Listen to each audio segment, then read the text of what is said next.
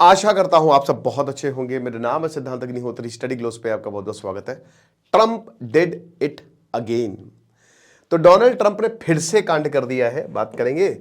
लेकिन master chat GPT की class 1 मार्च से होगी दोस्तों, आज से नहीं होगी। ठीक है, क्यों नहीं होगी यार? कुछ इमरजेंसी आ गई है, तो Nikhil sir will take the class from 1 March. अब वैसे तो कभी ऐसा हमारे कोर्सेज में नहीं होता है, सब शेड्यूल पे ही रहता है, बट इस बार थोड़ा सा 2-3 दिन आप एडजस्ट कर लीजिए। वैलिडिटी 1 मार्च से शुरू होगी, बाकी सर्टिफिकेशन कोर्स है, 200 रुपए का कोर्स है। तो भाई शहबाज शरीफ को लेकर ये ऐसे ही बैठे होंगे। देखिए, शहबाज शरीफ को अपना पालतू समझते हैं डोनाल्ड ट्रंप।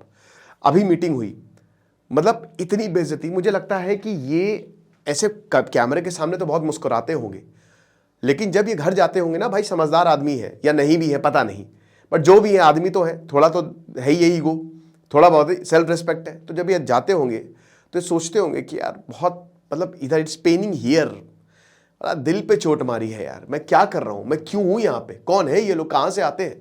क्योंकि डोनाल्ड ट्रंप ने ये बोल दिया कि अभी अपनी वही कांग्रेस को संबोधित कर रहे थे, तो 50 चीजें बोली। अब उसमें बोली मैंने फिर से वॉर रुकवा दी, गिनाई सारी चीजें। उसमें ये बोल दिया इन्होंने कि 35 बिलियन मर जाते और इसमें ये भी मर जाते। ठीक है ना, शहबाज शरीफ भी मर जाते। भारत शहबाज शरीफ को लिटरली मार देता अगर मैं ना होता, तो मैंने बचाया है।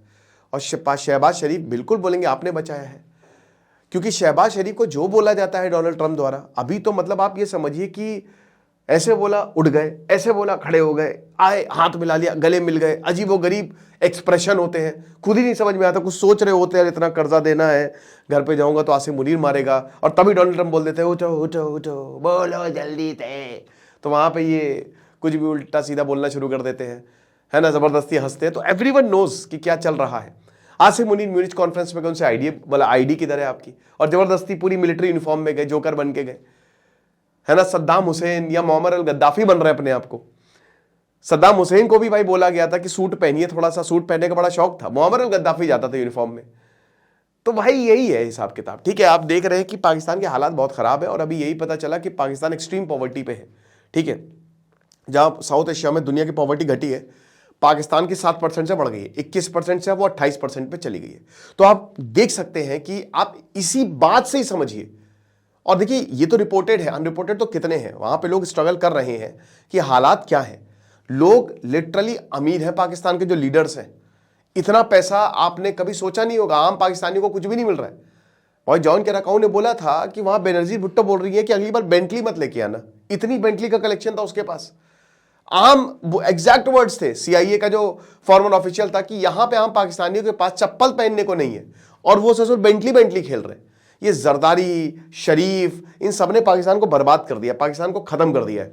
और पाकिस्तान लोग वो मानने के लिए तैयार ही नहीं, उनको ऐसा चूरन बेचा गया, वो एक्सेप्ट ही नहीं कर रहे कि ये प्रॉब्लम है।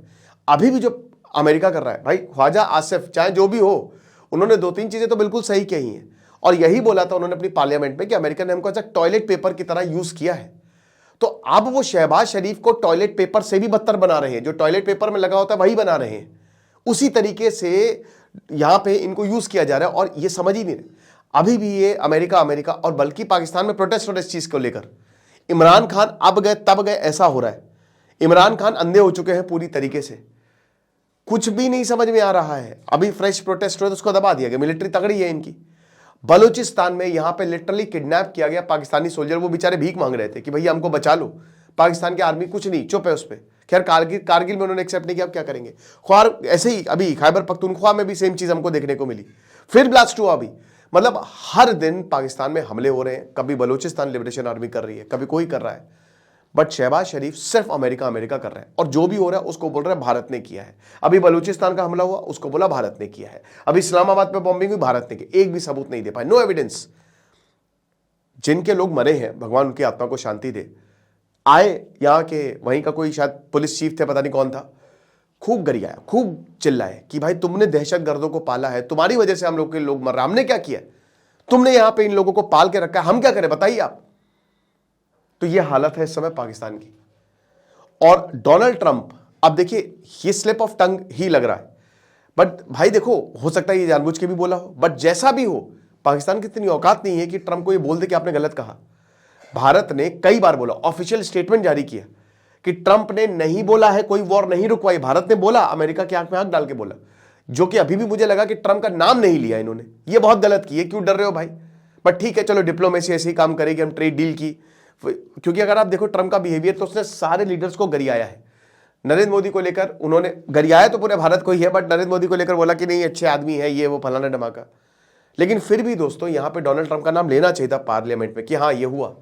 तो अब हमने कंडेम किया, कोई भी स्टेटमेंट अगर उनकी तरफ से आई जो गलत थी वो हमने कंडेम किया कि नहीं आप गलत है, लेकिन पाकिस्तान कुछ नहीं बोलेगा। हाँ सही कह रहे हैं आप, हम भी मर जाते हैं, आज से मुनीर भी मर जाता, पूरी जनता मर जाती है आपकी वजह से।